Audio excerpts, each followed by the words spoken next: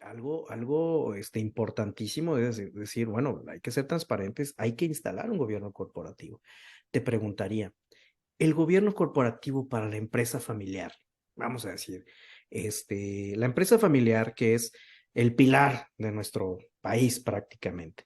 Y muchas de ellas ya con las nuevas generaciones, con la apertura global, la tecnología, con lo que estamos haciendo tú y yo al estar platicando en lugares diferentes, pues se vuelca a estar a la vanguardia, tanto en las ventas, tanto en la producción, como en la asesoría. Hay una serie de cosas que nos pueden hacer crecer y ya de una manera un poco más, no tan lejana como quizá en otras generaciones pudiera considerarse.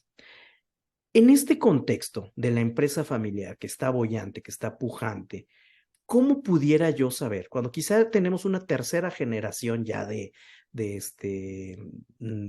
encargados, por no decirle todavía socios o accionistas, cómo pudiéramos verlo cristalizado? ¿Cómo funciona el gobierno corporativo en una empresa con una característica así como la comento? Bueno, pues muy interesante tu pregunta, porque mira, lo primero es, tenemos que entender en las empresas familiares que parte de la problemática es que a veces se mezcla la parte de familia que involucra sentimientos y emociones con la parte del negocio.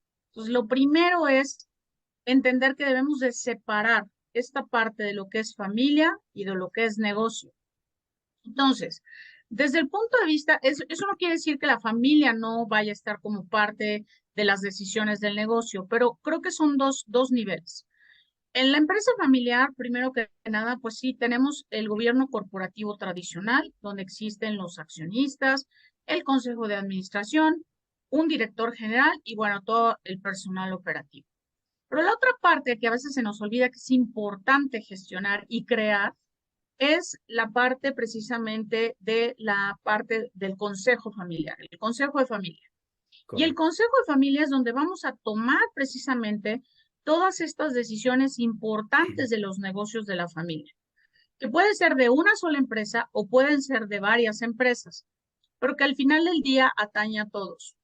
Tiene que ver también con el tema de la gestión del patrimonio de la familia, incluso de la aceptación o expulsión, en su caso a veces, de miembros de la familia.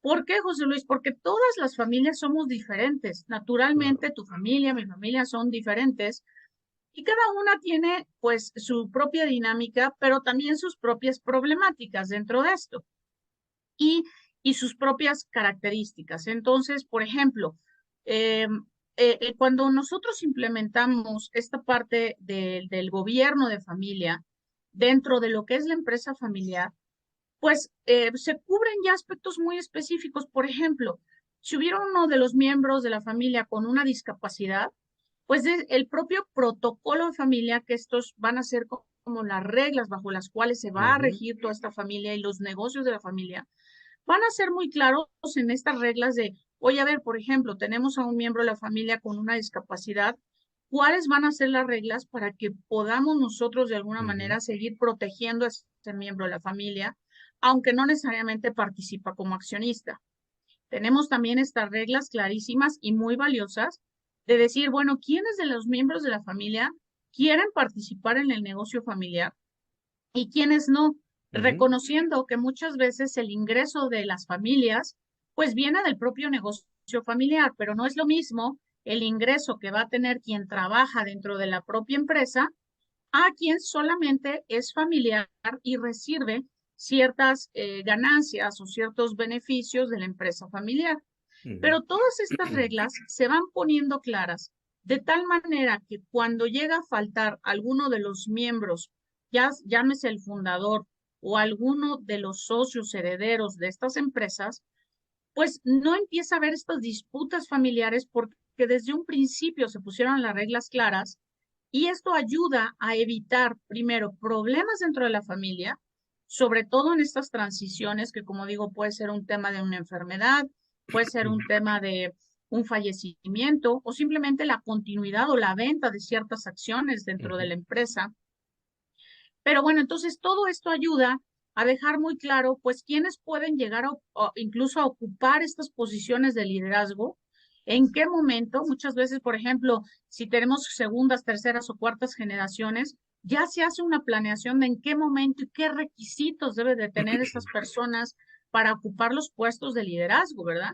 Entonces ya no hay estas disputas y eso permite a la larga evitar problemas y que la empresa familiar no se destruya por pleitos de familia, sino que transicione y perdure en el tiempo con esta visión incluso del propio fundador o según vaya evolucionando, pero siempre teniendo en mente cuál es el objetivo de la empresa familiar. A mí me gusta un concepto que dice que para qué sirve el gobierno corporativo en la empresa familiar. Y bueno, pues es una herramienta de gestión que te permite que todas las navidades te las sigas pasando bien con tu familia, ¿no? Y que creo que Es es correcto. totalmente cierto y totalmente válido pensar que mientras aterricemos en papel lo que la familia o las diferentes familias que forman parte de un gran conjunto traigan en la mente y cómo pueden enfrentar el negocio, los riesgos, cómo están dispuestos a asumirlos, hay quienes les interesa, a quienes no, como tú bien lo has dicho, y es el llevarlo a papel para que puedas tener todas tus navidades felices, ¿no? Que ahora que estamos Es a fin correcto.